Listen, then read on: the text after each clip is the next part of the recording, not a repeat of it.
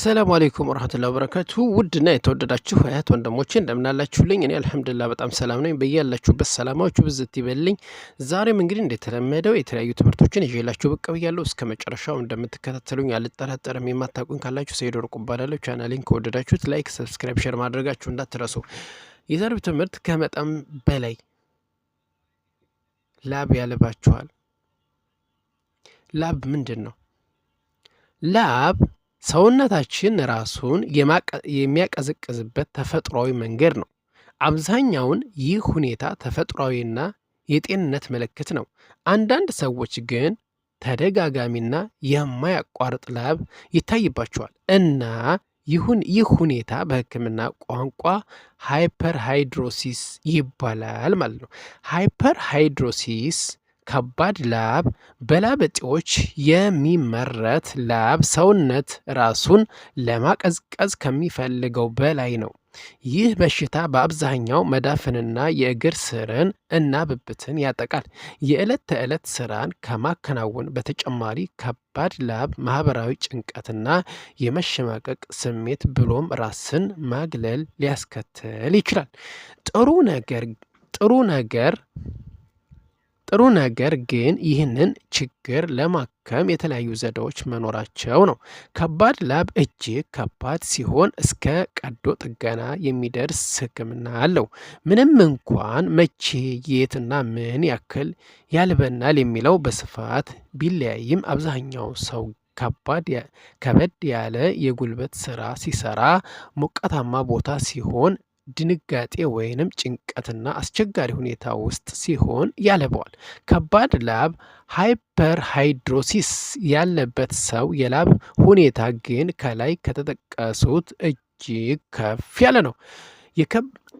የከባድ ላብ ዋና ዋና ምልክቶች ቶሎ መምጣቱ፣ የሚታይ ከሚገባው በላይ የሆነ እና ብብት የሚያበሰብስ ሲሆን ከሚገባው በላይ የሆነ የሚያስጨንቅ የላብ መኖር በተለይም በእግር ስር፣ በብብት፣ በራስ እና በፊት ላይ የሚታይ ሲሆን የቆዳ ማጣበቅ ወይንም ከእጅ መዳፍ እና ከእግር መርገጫ ጠብ የሚል የላብ ሲታይ ነው ማለት ነው።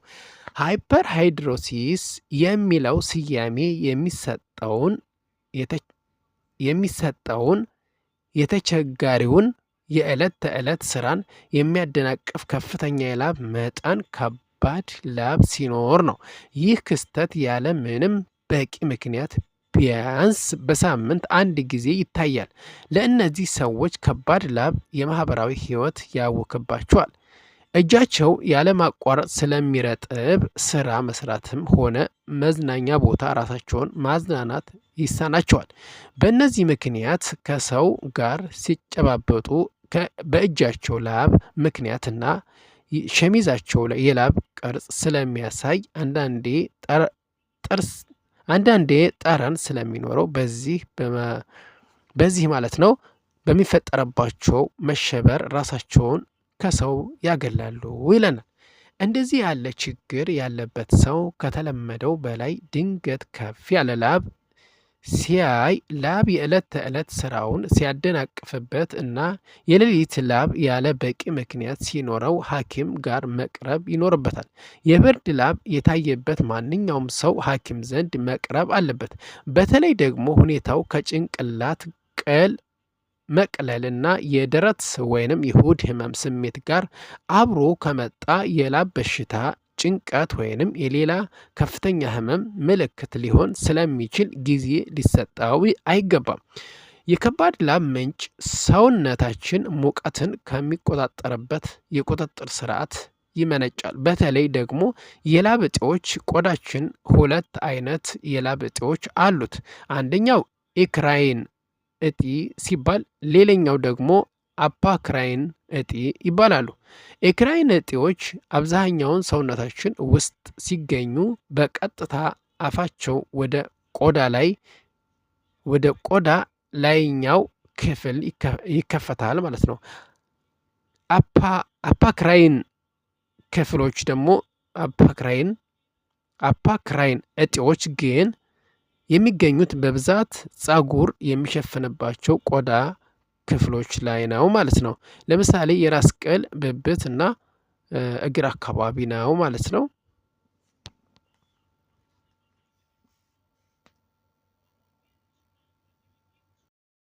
እሺ ሌላው በስተመጨረሻ የምናየው የጉበት በሽታን እስኪ እንየው። ጉበት ምንድን ነው? ጥቅሞቹስ? ጉበት ማለት ከሰውነታችን የአካል ክፍሎች ውስጥ አንዱና ትልቁ ሲሆን በአዋቂዎች ወደ 1.5 ኪሎ ግራም ይመዝናል። የሚገኘውም በቀኝ የላይኛው የሆድ ክፍል ነው ይላል። ከልባችን ከሚወጣው ደም ውስጥ ወደ 20% የሚሄደው ወደ ጉበት ሲሆን እሱም በሁለት በኩል ነው። ማለትም በንጥረ ነገር የበለጸገው 80% በፓሪታል ቬን በኩልና በኦክሲጅን ነው ማለት ነው። የ20% የበለጸገው 20% የበለጸገው በሄፓቲክ አርተር በሚባለው ሄፓቲክ አርተር በሚባለው በኩል ነው ማለት ነው። የጉበት ጥቅሞች ብዙ ሲሆኑ ጥቂቶቹን እስኪ እንይ። አንደኛ ለሰውነታችን አስፈላጊ የሆኑ ፕሮቲን እና ንጥረ ነገሮችን ማምረት። ሁለተኛ ኃይል ሰጪ ንጥረ ነገሮችን ቪታሚኖችን ማጠራቀም ነው። ሶስተኛው የሐሞት ፈሳሽ ማምረትና ማመንጨት ነው ማለት ነው። አራተኛው የፕሮቲን ተረፈ ምርት የሆኑትን አሞኒያ የተባለውን ኬሚካል ማስወገድ ነው። በሰውነታችን ውስጥ የሚገኙ አላስፈላጊ ኬሚካሎች ማብላላት እና ማስወገድ። ስድስተኛው ሰውነታችን ግንባ ሂደት ማስኬጃ። በአጠቃላይ የጉበት ጥቅም ብዙ እና ውስብስብ ሲሆን ማንኛውም በአፍ የምንወስደው ነገር ሁሉ የሚያልፈው በጉበት በኩል ቼክ ተደርጎ ነው። በመሆኑም እንደ ኩላሊት ወይንም ልብ መተኪያ ማሽን የለውም። የጉበት በሽታ ምንድን ነው? የጉበት በሽታ ጉበትን የሚጎዳ እና ስራውን የሚያስተጓጉል ማንኛውም የጤና እክል ነው። ሶስተኛው በሽታ የሚከሰተው ጉበት ምን ተግባራትን ማከናወን አልችል ሲል ነው። በዋናነት ጉበት ከላይ ማለት ነው የጠቀስናቸውን የጉበት ጥቅሞች እንዳይከናወን ጫና ሲደረግበት እና አልችል ሲል ነው። ማንኛውም ጉበት በሽታ በመጀመሪያ ጉበትን ያጠቃል፣ ጉበትንም ለመቋቋም ይሞክራል። ከዛ ከ70 እስከ 80% የሚሆነው የጉበት ጥቅም ሲጠቃ የጉበት በሽታ ምልክቶች መታየት ይጀምራሉ ማለት ነው። ይህ ማለት የበሽታ ምልክት ለመከሰት አብዛኛው የጉበት ክፍል መጠቃቱን አመላካች ነው። አራተኛው የበሽታው አይነት ምን ናቸው? የአብዛኛውን ጊዜ የሚከሰተው የበሽታ አይነት የትኛው ነው ይለናል።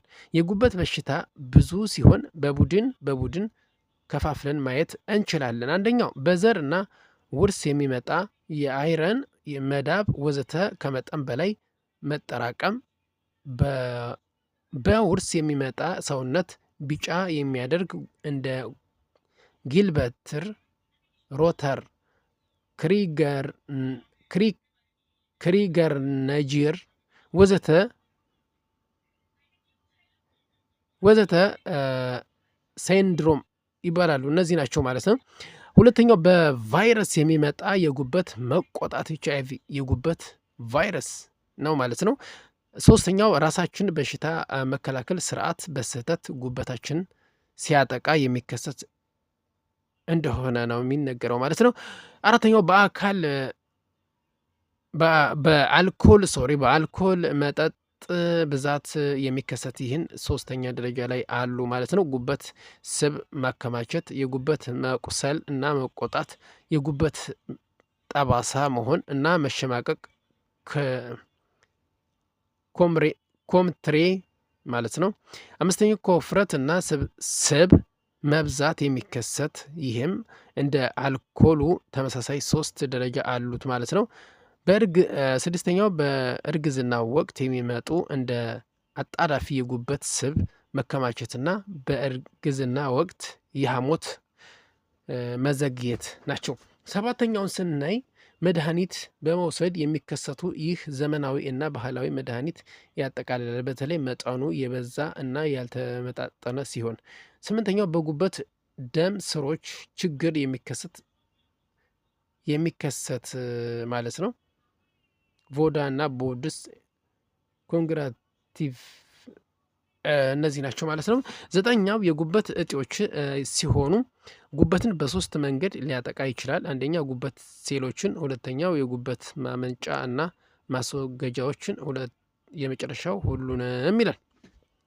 አብዛኛውን ጊዜ የሚከሰቱ የጉበት በሽታዎች በጉበት ቫይረስ የሚመጡ በመድኃኒት መውሰድ የሚከሰቱ ከውፍረት እና ስብ መብዛት የሚከሰቱ አልኮል በመጠጣት የሚከሰቱ እና የጉበት እጢዎች ወዘተ ናቸው። በሀገራችን የተሟላ ዳታ ባይኖርም በቫይረስ መድኃኒት በመውሰድ እና በአልኮል የሚመጡ ዋነኞች ሲሆን የጉበት እጢ እና በውፍረት የሚመጣውም እየጨመረ ነው ማለት ነው። አምስተኛው የበሽታው መንስኤዎች ምን ናቸው የሚለው እናያለን። አንደኛ ጉበት ቫይረሶች ናቸው። ከመጠን ያለፈ የአልኮል መጠጥ ናቸው። ሶስተኛው የአካል ብቃት እንቅስቃሴ አለማድረግ ነው። አራተኛው ከልክ ያለፈ ውፍረት ነው። አምስተኛው በሰውነታችን ውስጥ የኮሌስትሮል መጠን መጨመርና የደም ስብ መብዛት ነው ማለት ነው። ስድስተኛው ግፊትና ስኳር በሽታ ነው። ሰባት መርዛማ ነገሮች ማለት ነው። አፍላቶክሲን፣ ጫት ወዘተ። ስምንተኛው ያለ ሐኪም ትዕዛዝ የሚወሰዱ መድኃኒቶች እጽዋት ናቸው ማለት ነው። ዘጠኝ ቢልሃርዚያ ነው የሚለው። አስረኛው በዘር። ስድስተኛው የጉበት በሽታ ምልክቶች ምን ናቸው? ምንም ምልክት ሳይኖር ለሌላ ሕክምና ሄደን ሊገልን ይችላል። ሁለተኛው ለይተው የማያሳውቁ ምልክቶች እንደ ከፍተኛ የድካም ስሜት በተለይ ከስራ በኋላ ማቅለሽለሽና የምግብ ፍላጎት መቀነስ እንዲሁም ጥሩ ስሜት አለመሰማትና ሙቀት ናቸው። ሶስተኛ በቀኝ የላይኛው የሆድ ክፍል የህመም ስሜት ነው። አራተኛው አይን ቢጫ መሆን ነው። አምስተኛው ሰውነት ማሳከክ፣ ሽንት መጥቆር፣ ሰገራ መገርጣት ነው። ስድስተኛው ሆድ መንፋት፣ ውሃ መቋጠር እና ሁለቱንም እግሮች ማሳበጥ ነው። ሰባተኛው ደም ማስታወክና ሰገራ መጥቆር ነው። ስምንተኛው ራስን መሳት እና በመጨረሻም ሞትን ማስከተል ነው ማለት ነው። እነዚህ ጋር ልብ ማለት ያለብን አብዛኛው ምልክቶች በሌላ በሽታ ሊመጡ ስለሚችሉ በጤና ባለሙያ መታየት አስፈላጊ ናቸው ይላል። ሰባተኛው የውፍረት በሽታ ምንድን ነው? አንደኛው የጉበት ችግር ምልክት ሲሆን በዋናነት የሰውነት ቢጫ መሆን ነው ማለት ነው። የሚፈጠረውም በሰውነታችን በቢሊ ሩቢን መከማቸት ምክንያት የመጀመሪያ አይን፣ ከዛ ቆዳ እና ሌሎችም ቢጫ ይሆናል። ተጨማሪ ምልክቶችም የሽንት እና ሰገራ ቀለም መለወጥ ማለት ነው። ሰውነት ማሳከክ፣ ድካም፣ ምግብ ፍላጎት መቀነስ እና ማቅለሽለሽ ሊሆን ይችላል። ቢሊሩቢን ቀን ደግሞ ሴሎቻችን ሲሞቱ የሚለቀቅ ኬሚካል ነው። በጣም የሚለቀቅ ኬሚካል ነው። በጉበትም ይወገዳል። ስለዚህ መንስኤዎቹ ከመጠን በላይ የቀይ የደም ሴሎች መሞት፣ 2 የጉበት ችግር፣ 3 የሐሞት መውጫ ቱቦ መዘጋት። እነዚህ ምክንያቶቹ ወባ እና ካንሰርን ጨምሮ የጉበት ወይንም ከጉበት ውጭ የሆኑ ናቸው። እነዚህ ጋር ብዙ ጊዜ የባህል ሕክምና የሚሄድበት አካሄድ አለ እና የባህል መድኃኒት ተጨማሪ ጉዳት በማስከተል ለሞት እየዳረገ ይገኛል። አብዛኛዎቹ ምክንያቶች በተለይ ቫይረስ ከሆነ ከ2 እስከ 3 ወር በራሳቸው ስለሚጠፋ መድኃኒቱ ያላሻለን ይመስለናል፣ ግን የበሽታው ባህሪ ነው። ስለዚህ በጊዜ ህክምና አስፈላጊውን የጤና ባለሙያ ማግኘት ያስፈልጋል። 8 ህክምና አለው ካለው እንዴት ይሰጣል? ህክምና የማይሰጥ ምን ደረጃ ላይ ሲደርስ ነው? የጉበት በሽታ ህክምና አለው። ህክምናው እንደ ምክንያትና ደረጃ ይለያያል። በቀላሉ ከሚዋጥ መድኃኒት እስከ ጉበት ንቅለ ተከል ቅየራ ሊደረግ ይችላል። ህክምና የማይሰጥበት ደረጃ የለም፣ ግን እንደ ህክምና የመስጠት አቅማችን ሊወሰን ይችላል። ለምሳሌ የመጨረሻ ደረጃ ካንሰር ከሆነ ማገዝ እና ስቃይ መቀነስን ነው ጋር ነው ብቻ ሊሆን ይችላል ማለት ነው። ከዚህ ጋር ማወቅ ያለብን ቶሎ ሳይረፍድ ወደ ህክምና ከሄድን የመዳን እድላችን ይጨምራል ማለት ነው። ሌላው ያለ ሐኪም ትዕዛዝ የሚወሰዱ መድኃኒቶች በእንቅርት ላይ ጆሮ ደግፍ መሆኑን ተጨማሪ ጉዳት ያስከትላል ማለት ነው። 9ኛው ህክምናው ባይሰጥ በሽታ እስከ ምን ድረስ ሊደርስ ይችላል? የጉበት በሽታ እንደ ምክንያቱ ቢለያይም ካልታከመ እየተባባሰ የሚሄድና ገዳይ በሽታ ነው።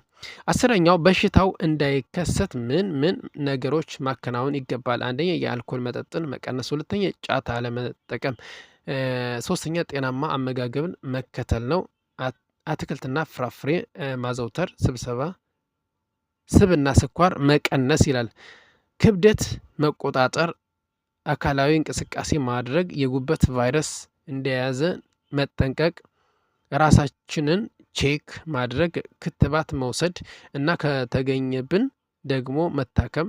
7 የምንወስዳቸው መድኃኒቶች በሙሉ በሐኪም የታዘዙና የተመጣጠኑ መሆን አለባቸው ይለናል። ውድና የተወደዳችሁ እህት ወንድሞቼ እስከ መጨረሻው ስላዳመጣችሁኝ ከልብ አመሰግናለሁ። መልካም ቆይታ ይሆንላችሁ። አሰላሙ አለይኩም ወረህመቱላሂ ወበረካቱ።